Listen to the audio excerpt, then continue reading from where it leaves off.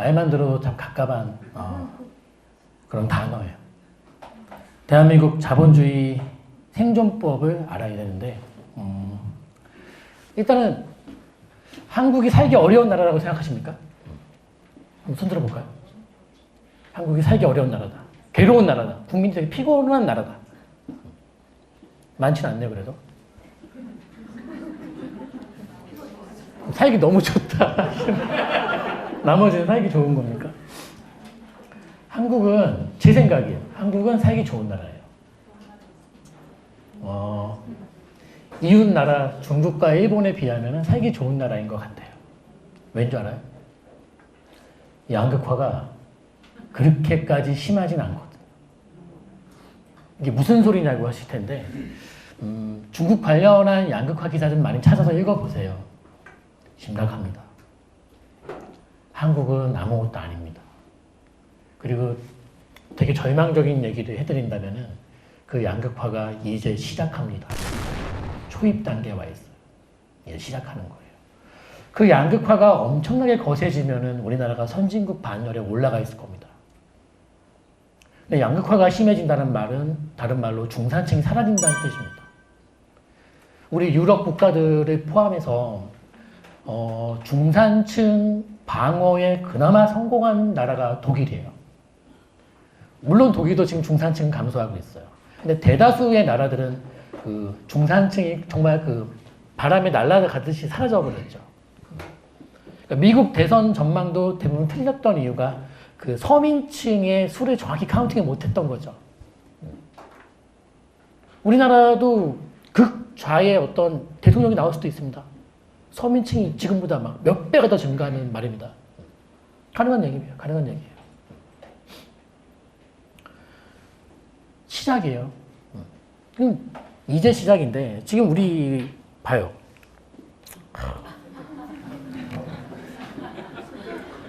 기분 나쁘죠. 막 수저로 금수저, 은수저, 동수저, 흑수저 나눠서 자산 규모, 소득 규모 막 써놨는데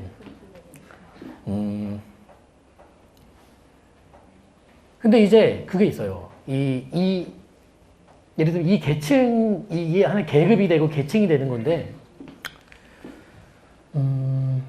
저는 개인적으로 이런 주제를 제가 다뤄도 된다고 개인 합리화를 시킨다면은 이쪽의 입장을 다 경험해 봤어요. 다 경험해 봤어요. 제 생각하기에.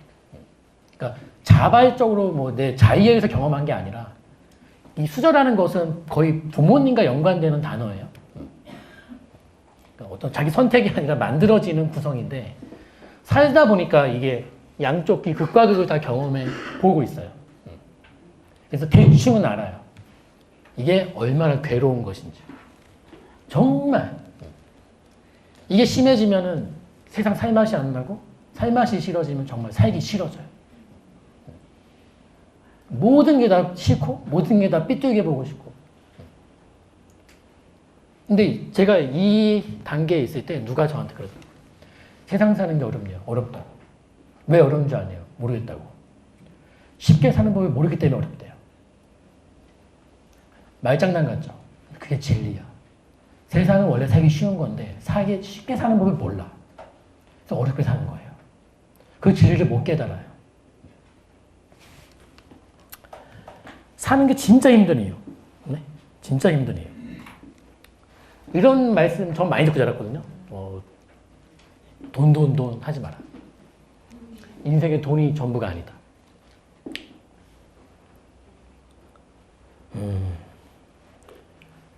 그 돈을 번다는 행위에 대해서 우리 이제 굉장히 고지식한 어르신들 같은 경우에 우리 부모님을 빗대서 얘기하는 얘기인데 땀 흘려 번 돈만 돈이지. 값진 돈이고 땀 흘리지 않은 돈은 값지지 않은 돈이고 잘못된 돈이고 사람을 망가뜨리는 돈이라고 생각을 하시는 분이세요. 그래서 평생 일을 했는데 평생 돈을 못 벌었어요. 누구보다. 이런 분도 많으세요. 돈을 버는 행위가 재테크죠. 이 재테크가 꼭 해야 돼? 꼭 해야 되는 거야? 이런 분들 많으신데 또 저런 생각을 갖고 있으면서 고집까지 세다.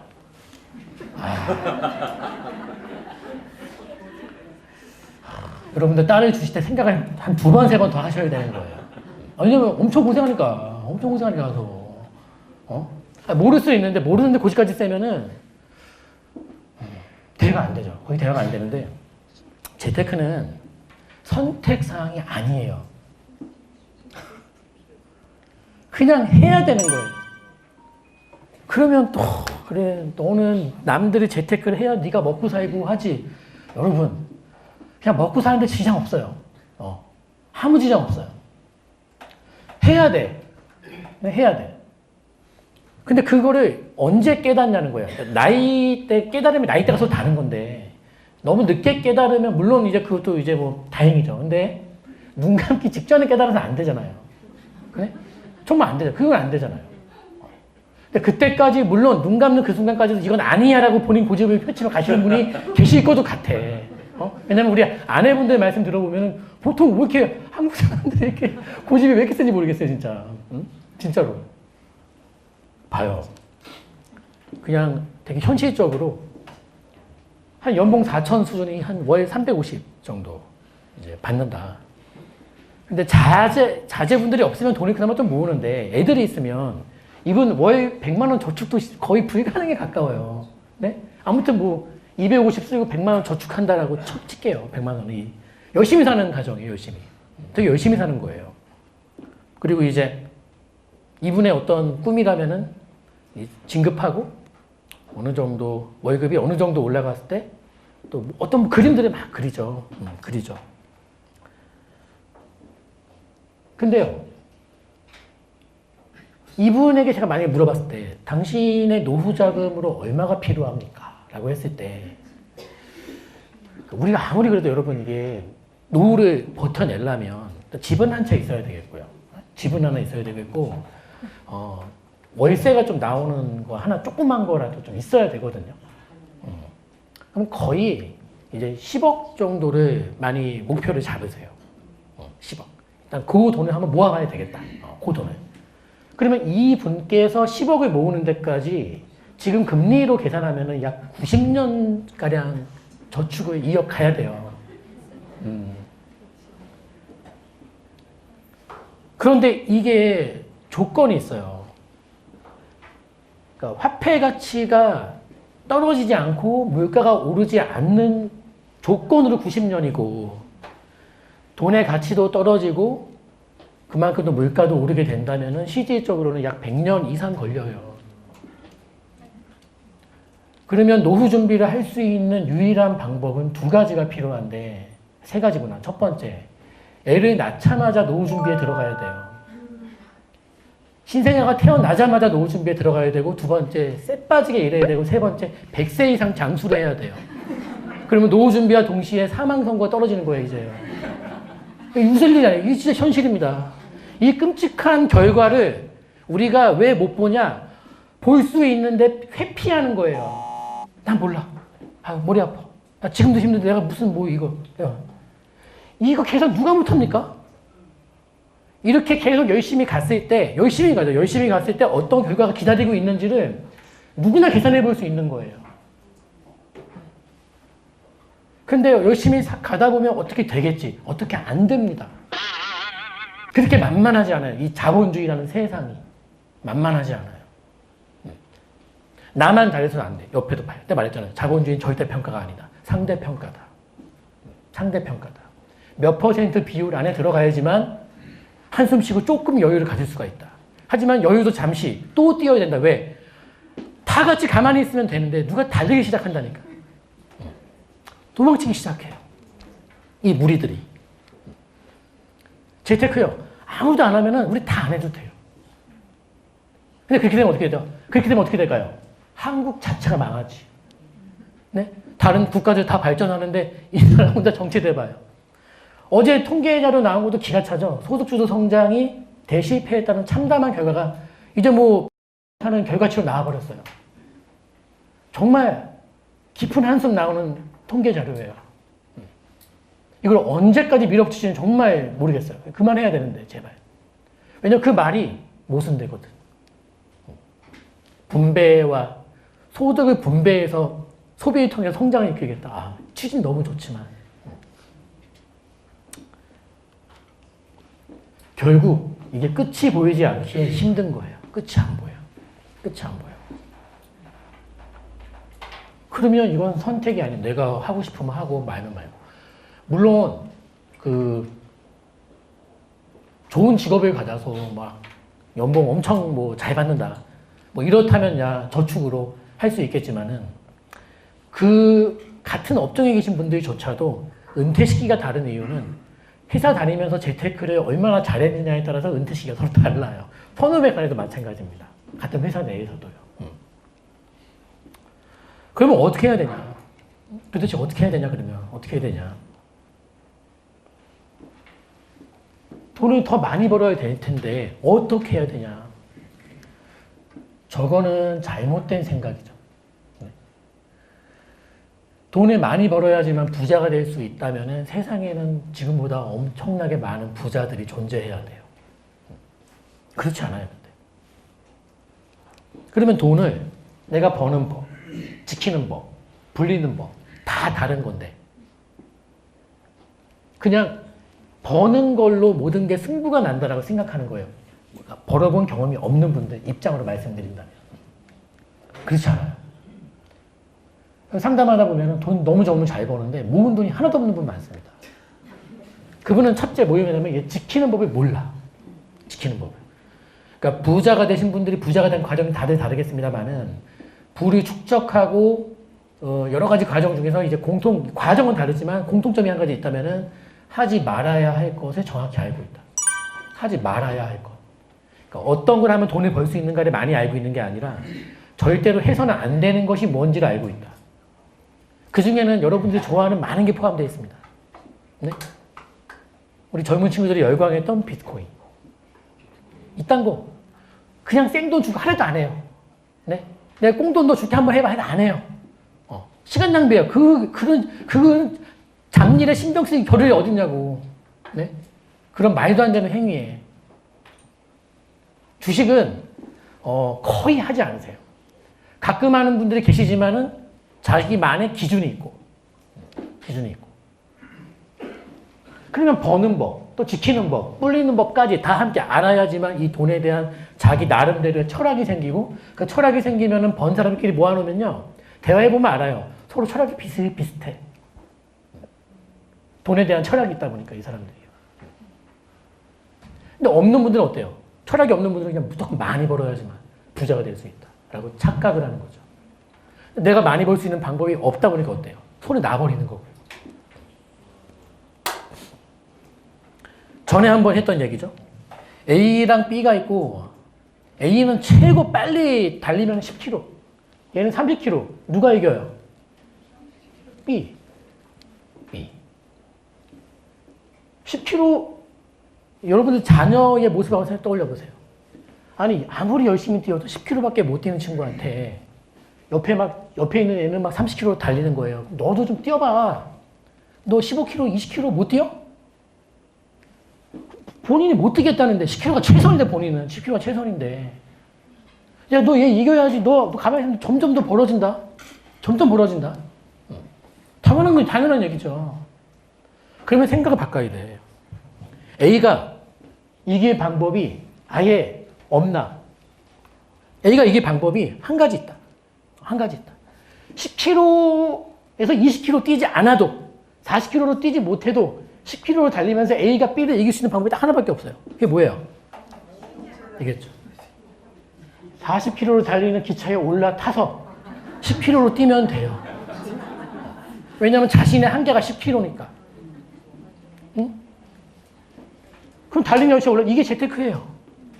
그럼 본인이 A는 선택을 해야 돼. 내가 최선을 다해서 뛸 수 있는 게 10km가 한계라는 본인이 알아. 나는 여기서 단 1km 더 빨리 뛸 수 자신이 없다라면 본인이 잘 아는 거예요. 그러면 나는 포기해야 되냐? 평생 무저로 그냥 이 둘의 얘가 멀어져고 얘 아예 내 눈에서 사라질 정도로 멀리 도망치려고 내가 인정하고 그냥 살아야 되냐? 그럼 그렇게 산다라면은 불평불만 하지 말고 내가 잘 살 수 있을 것이냐? 아니면 평생 세상을 원망할 것이냐? 아니면 내가 한번 쟤를 이길 수 있는 방법이 없을까? 구상을 해낼 것이냐? 선택을 해야 되는 거예요, A는요. 부모님들도 조금 방향을 틀어줘야 돼요. 부모님도 이거예요. 야, 너 좀 더 빨리 못 뛰냐? 쟤 누구 닮아서 이렇게 못 뛰는 거야, 저렇게. 이렇게 얘기할 게 아니라는 거예요, 내 말은요. 본인이 10km밖에 못 뛰는데. 그러면 이제 어때요? 기차에 올라타지 않고서는 A는 답이 없는 거예요. 그러면 결국 뭐냐면은 내가 저 열차에 타 말아. 열차에서 타다가 갑자기 열차가 멈추면 내가 다칠 수도 있고 다칠 수도 있죠.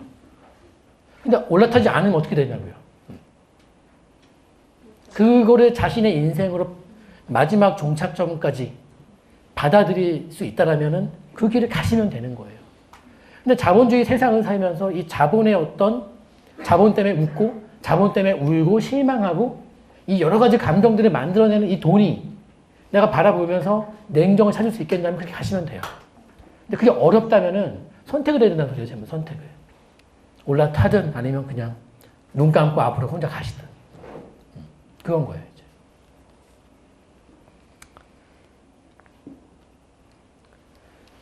재테크는 다양한 방법들이 있죠. 가장 잃기 어려운 투자를 하세요. 가장 잃기 어려운 투자. 그러니까 주식이든 뭐든 벌려고 뛰어드는 재테크가 많이 있죠. 왜 그러냐? 아까 말했잖아요. 많이 벌어야 부자가 된다고 생각하니까 버는 거, 좀 더 버는 거. 그러니까 부동산도 가끔 낚이는 분들 보시면은 월세 수익률 보통 다 5%, 4%인데 그 중에 8%짜리 있어. 잡아요. 의심 하나도 안 하고 잡아버려요. 근데 예를 들면은 다 5% 나오는데 예를 들면 2%짜리가 있어요. 네? 이런 건 또 보지도 않아. 그리고 꼭 봐야 됩니다. 네?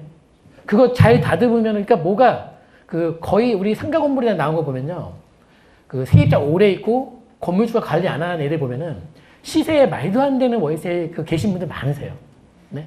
그러니까 임대 수익률이 2% 나오는 거예요. 말도 안 되는 월세가 나오는 거예요. 수익률이요.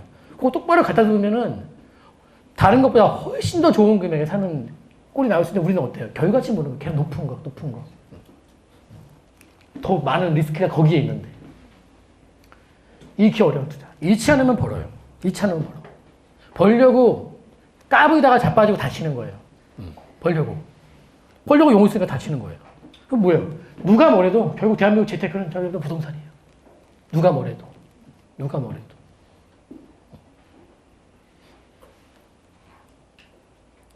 거의 주식으로 깨지고 부동산으로 메꾸고. 상담하면 거의 그 레파토리예요. 똑같아요. 똑같고 이제 부부 중에 누가 주식으로 혹시 이 관련돼 일하는 분이 어떤 뭐 종목 정보를 줘서 부부 상대편 몰래 뭐 하나 샀는데 한 돈 5천 1억 날렸다 만약에 그러면 제일 좋은 해결법은 남편이든 아내든 상대방에게 알리세요. 근데 보통 이 순진하신 분들이 그거를 이제 말하면은 혼나니까 빨리 메꾸려고 하다 보면 무리를 하는데 선물 옵션이나 뭐 이런 좀 더 고리스크로 가는 거예요. 빨리 메꿔야 되니까. 그러면서 이제 의도치 않은 걷잡을 수 없는 일이 크게 벌어집니다. 그러니까 잘못한 게 있으면 그냥 고백을 하는 게 나아요. 네? 괜히 감추고 메꾸려다가 더 큰 화를 맞이합니다, 이제. 응? 그리고 그 상대방도 감사할 일이에요. 왜냐하면 거기서 얘기해주기 때문에 멈추는 거예요. 네? 일이 더 커지기 전에. 근데 이 사실 다 우리가 알아도 왜 못해내냐면은, 네? 왜 해내지 못하냐면,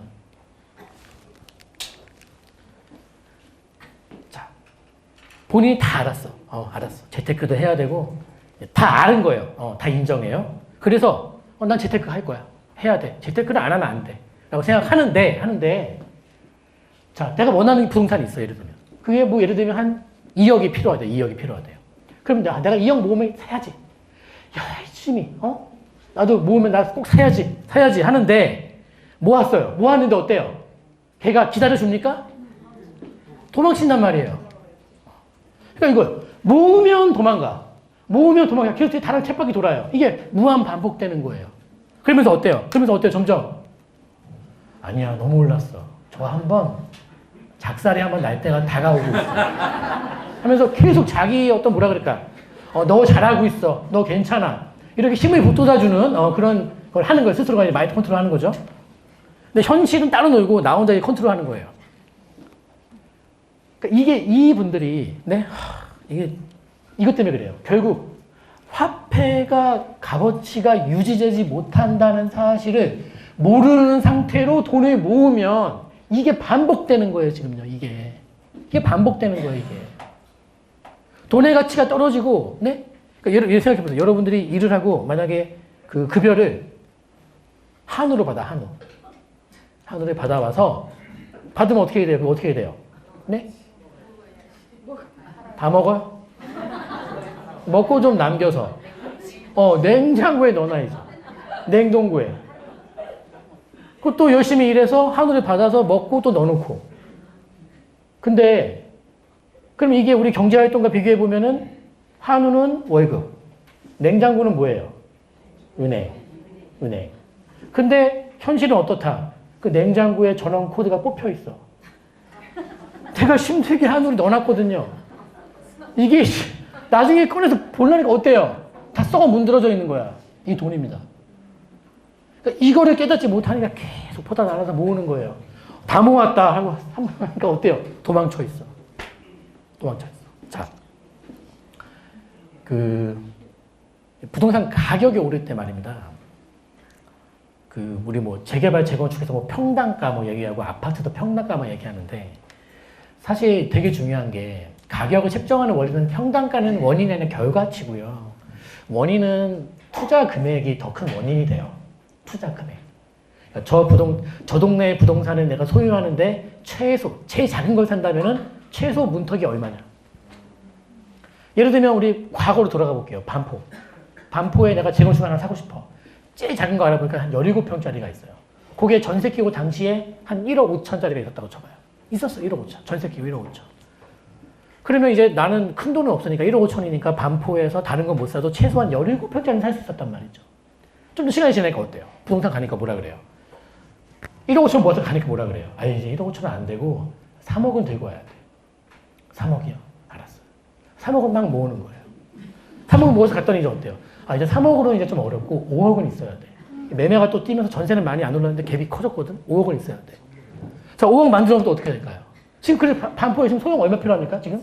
10억 더 필요하지. 한 11억 필요해. 11억. 끝도 없어. 이게 무한 반복된다. 이거 지금 무한 반복. 그러니까 어느 정도 시점에서는 이게 왜 안 될까 생각을 좀 하셔야 되는 거예요. 근데 우리 손에 넣고 어떻게 돼요? 그냥 망해버려라. 속 시원하게. 내가 주워줄게. 근데 봐요. 망하죠? 못 주워 그 사람. 어우 무서워. 나 좀 피했어야 되겠다. 당분간 피했어야 되겠다. 이렇게 가는 거예요 이제. 되겠냐고. 그게 못 되죠. 그러니까 화폐 가치 하락 이해 못하면 평생 고생하는 거예요. 그리고 봐요. 그러니까 결국 뭐냐면 적은 돈이라도 빨리 지키고 불려야 돼. 벌었으면 지키고 불려야 돼. 어디서부터? 작은 돈이라도 불려야 돼요. 자, 또 이런 얘기 합니다. 자, 이 서울이 벗어나면 안 돼. 이 말은 지금 맞는 말이에요. 지금 맞는 말인데 이게 항상 맞는 말은 아니에요. 왜냐하면 보세요. 자, 내가 지금 적은 돈이 있어요. 근데 이 적은 돈으로 도대체 서울에 살 게 없다고 쳐봐요. 그러면 똑같은 거 또 되풀이돼요. 서울에 살 수 있는 돈을 또 모아. 그럼 서울에 왔어. 서울에 오니까 서울에는 기다려줍니까? 서울부동산이? 아니에요. 또 도망쳐. 이게 반복되다 보니까 적은 돈도 서울이 아닌 자리들 중에서 어떻게든 잘 물색해서 굴려나가시는 게 필요해요. 그러니까 저도 솔직히 시드머니를 만들었던 거는 서울에서 요거구나.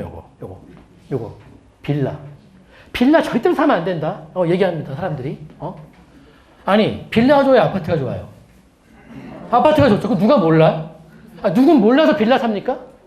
누구는 몰라서 강남 재건축 안 사고 빌라 삽니까? 그러니까 그런 현실을 무시한 얘기 하지 말란 소리예요, 제 말은요. 네? 그럼 다 강남 압구정도 아파트 사야지, 그러면. 네? 근데 봐봐요. 지금 얼마 필요해요? 한 28억 있어야 되거든요? 전세 끼고. 그럼 28억을 만들어 왔다 쳐요. 그럼 이렇게 기다려주냐고요, 또. 안 기다려주잖아요.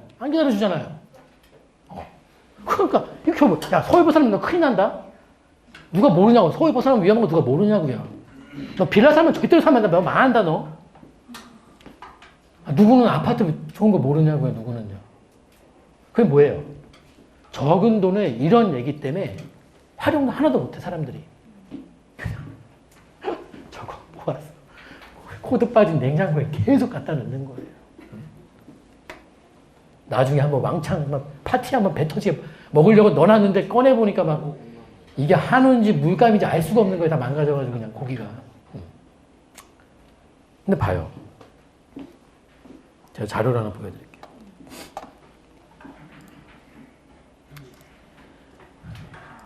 실제 자료, 실제 자료. 좀 스캔을 떠서.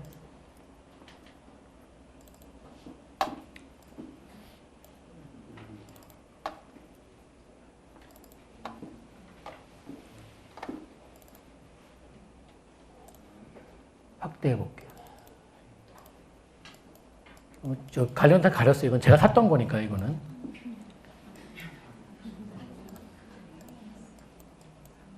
(2016년 7월 23일) 요게 52평형 용인의 금호베스트빌 4억 주고 샀고요. 이게 전세를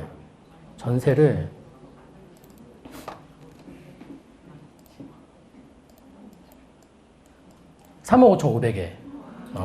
그럼 얼마 들어갔죠, 이제? 4,500? 봐요. 그러니까 저는 절박한 심정으로 산 게 아니에요. 네? 그러니까 눈에 보이니까 이제 그때 당시에 저는 이게 샀어요. 근데 봐요. 4,500. 뭐 요것저것 해서 한 5천 들었다 쳐요. 그러면 우리 그 직장인들이 또는 부모님이 약간 지원과 더불으면 돈 4,500, 5천 만드는 게 쉽진 않아. 쉽진 않지만 불가능하지도 않아요. 네? 지금 시세가 저는 이거 투자할 때 이거였어요. 자, 내가 4,500을 일이 바쁘고 뭐가 귀찮다는 이유로 내 스스로 핑계. 그러니까 저는 해이해지면 스스로 엄청 이렇게 막 이렇게 쥐어짜는 스타일이에요. 네? 그리고 내가 일주일 중에도 월요일날 가장 일을 많이 하는 게 그렇게 빡세게 한번 굴려야지만 스스로를 일주일에 내가 토요일까지 강의를 할 수 있는 거예요. 월요일에 나버리면 토요일날 너무 이렇게 하기 싫을 거예요. 네? 그런 스타일인데 엄청 그 더운 날에도 내가 갔어. 가서 이제 직접 다 집을 보고 이렇게 이거 당시 계약했던 스토리에서 설명드렸어요. 왜 이때 당시는 여러분 시장이 되게 안 좋았고 용인에서 특히 대형 아파트를 산다는 것은 저 사람 멋진 거래 아니라 저 사람 미쳤는걸? 쟤 큰일 날 애인데 나 쟤한테 이런 짓 해도 되나? 부동산 사장님이 내가 몇 개 사니까 겁이 나서 왜 그러시냐고 막 그러더라고요.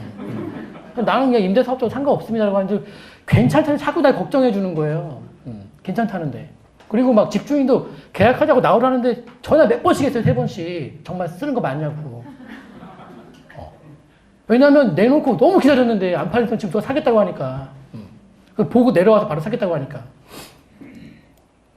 그래서 목표는 그냥 아무리 못 올라도 돈 5천원 올라주겠구나. 첫째, 아무리 이게 해도 아무리 안 좋아져도 더 빠지긴 어렵겠구나. 이게 제 이제 1번 기준이고, 두 번째는 올라간다면은 아무리 못 올라도 돈 5천 안 오를까요? 그리고 많이 오르면은 한 1억 5천 오를 수도 있겠다. 자, 그럼 봐요. 내 투자 금액이 4,500, 5천이야. 이게 5천만 올라지면 어떻게 돼요? 100%예요, 그럼 100%.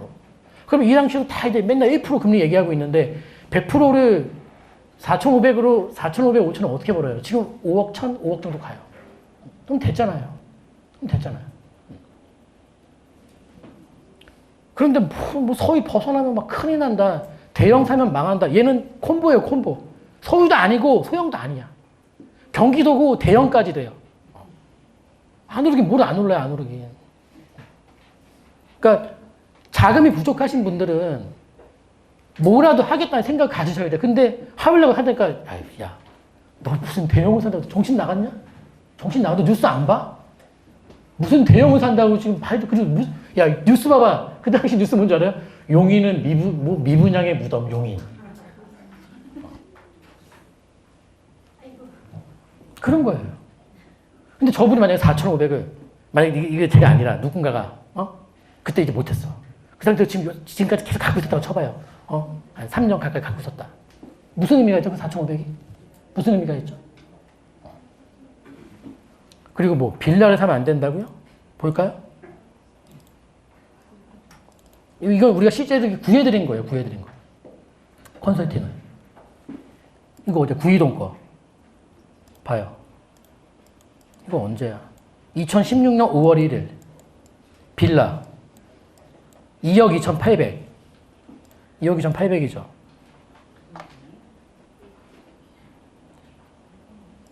전세가 얼마야? 2억. 그럼 2,800 투자했어요, 이분이. 네, 이분이. 지금 못 가도 구이동에서 요 정도 신축 투룸 빌라면은 입주한 지 3년차 정도 됐다면은 아무리 못 불러도 275는 불러요. 275. 아무리 못 불러도 275는 불러요. 2억 7,500은 불러요. 그러면 2,몇백 투자해서 지금 이 사람이 못 벌어도 보수적으로 봐도 돈 5,000원 벌었는데 무슨 수로 버냐고요, 그거를. 네? 무슨 수로 버냐고. 다 그런 거야. 성수동 2015년 8월 이걸 한 4년 좀 안 됐네요. 성수동의 빌라 당시에 2억 4,300. 2억 4,300. 전세가 2억 2천. 2,300 투자했네, 이분들. 이거 성수동 못 풀어. 이거 지금 다 넘어요, 지금 성수동 것도요.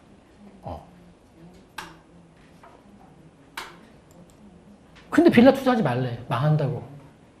그 중개하는 사람들 복비 벌려고 추천하는 거라고. 그럼 복비 안 받습니까? 네?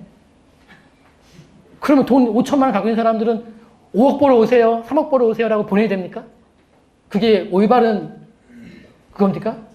뭐 말도 안 되는 소리 막 하는 거예요, 그렇게. 자기 일이 아니니까, 자기 일이 아니니까. 네? 용문동, 용산 거 볼까요? 용산도 기가 차요. 용산 거 볼까요, 이거? 용문동. 물론 우리가 추천드리는 물건이 싸긴 싸요. 우리 회사 물건에서 하는 소리가 아니에요. 봐요. 16년도 6월달. 이 당시에 용산 투자하는 분들 잘 보세요. 이 16년 6월달에 용문동 빌라에 얼마예요? 1억 9,500. 네? 1억 9,500. 그리고 전세가 얼마 나갔냐? 1억 9천. 이거 500 투자네. 이거는 우리가 얘기한 것보다 전세가 세게 나간 거예요.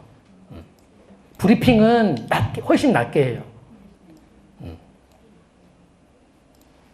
청파동 볼까요? 청파동 이거 언제 계약서야? 15년도 15년 4월 29일 날 계약서예요. 청파동 얼마였어요? 투룸 2억 2천 만원. 전세가 아니라 매매가죠. 매매가 2억 2천. 그리고 이게 전세가 1억 7,500. 4,500 투자네. 4,500 투자. 그러니까 저 때만 해도 용산에 5천, 4,500을 할 게 많았어요. 근데 그 당시에도 뭐라 그러냐면, 야, 빌라 사면 망한다. 아파트 사야 된다. 지금 5천으로 용산 빌라 살 수 있습니까, 이제?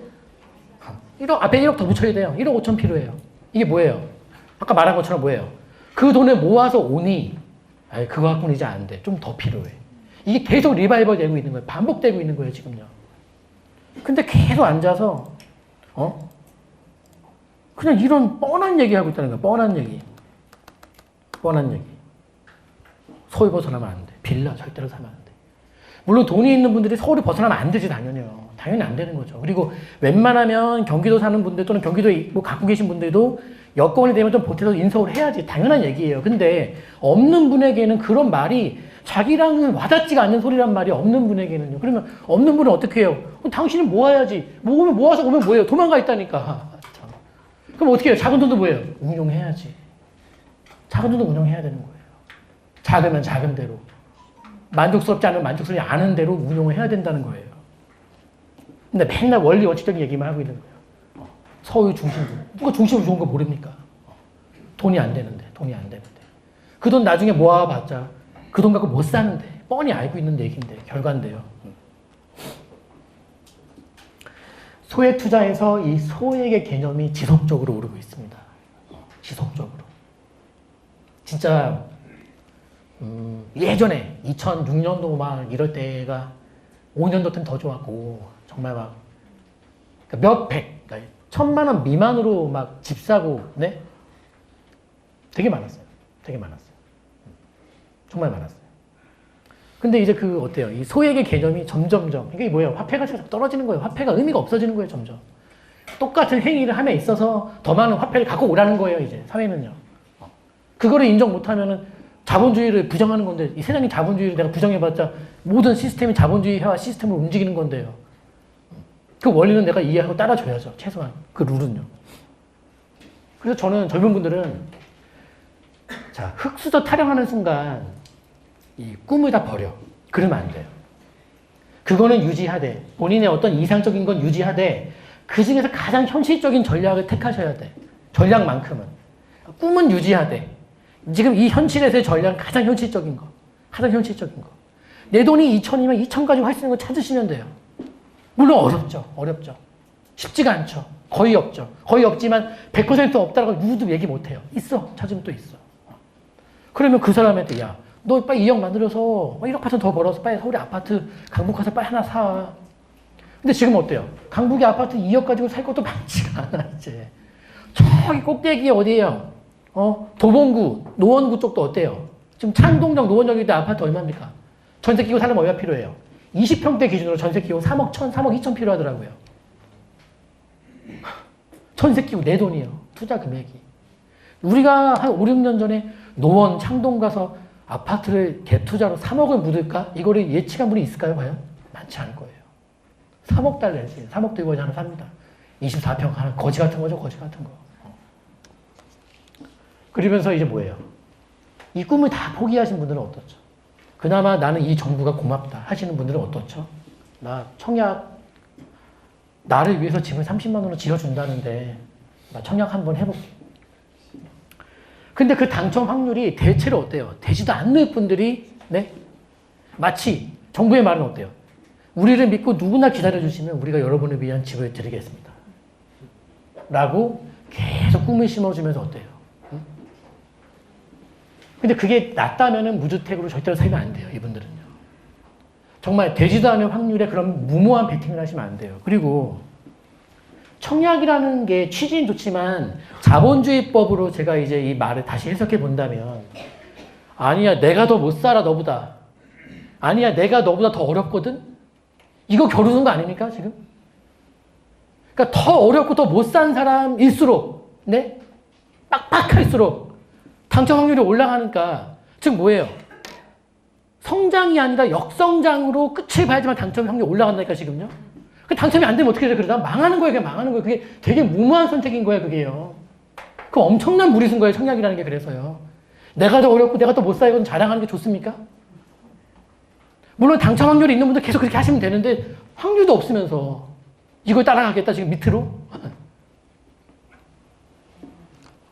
거지 같은 집이어도 유주택자의 길을 선택하세요. 그러니까 거지 같은 집이어도 네. 저는 처음 샀던 집이 반지하예요. 네. 나보다 나이가 한참 많은 애였어요. 집이, 부동산이. 그 거지 같은 집이라도 있는 게 나아. 그래서 다주택자의 길을 걸어가는 게 맞아요. 유주택을 넘어서.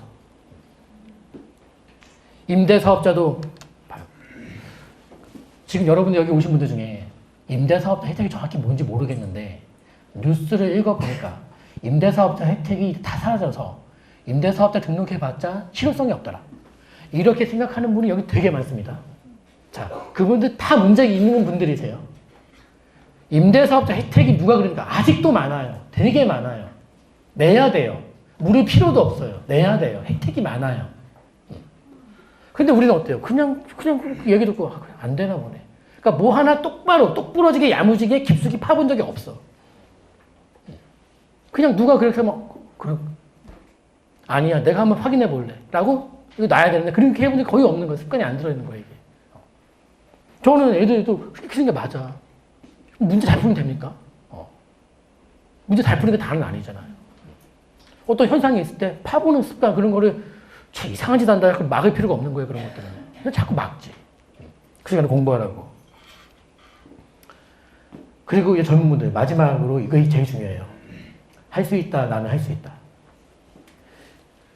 우리 리우 올림픽 때 박상영 선수의 영상을 꼭 여러분들 다시 검색해서 보세요. 그러면서 그 영상을 보면서 여러분들이 코끝이 찡하고 눈물이 날 것 같다면 아직 가망이 있어. 아직 감하겠어. 근데 저기 무슨 죽은 생선 마냥 그래 보라니까 본다. 잘하네. 아주 심각한 거죠. 아주 심각한 거죠. 왜냐하면 역전이 불가능할 때 정말 역전 누가 봐도 쟤는 졌어라고 할 때 자기 스스로 계속 주문을 걸죠. 나는 할 수 있다라고. 그러면서 정말 기적 같은 믿기가 어려운 믿을 수가 없는 일을 만들어냈죠. 잊을 수가 없는 명장면이에요. 잊을 수가 없는.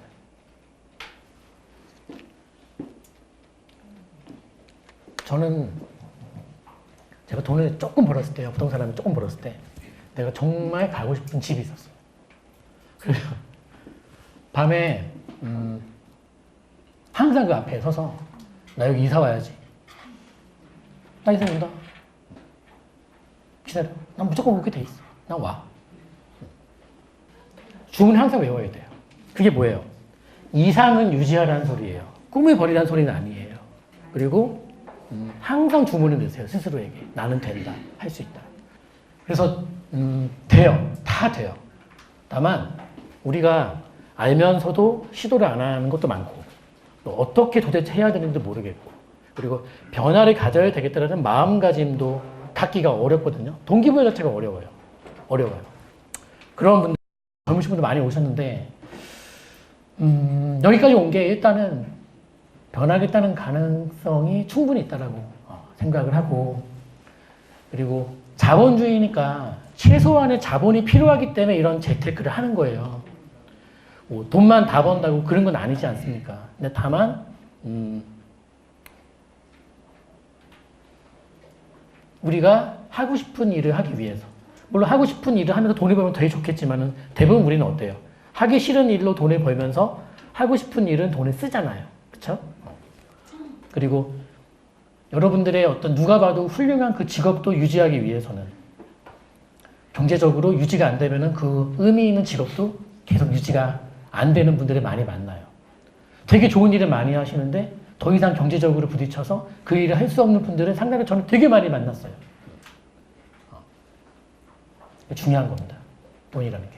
각자의 돈의 철학을 만들고 그런 계획을 짜고 재밌게 살고 그랬으면 좋겠습니다. 한 시간 동안 고생하셨습니다. 감사합니다.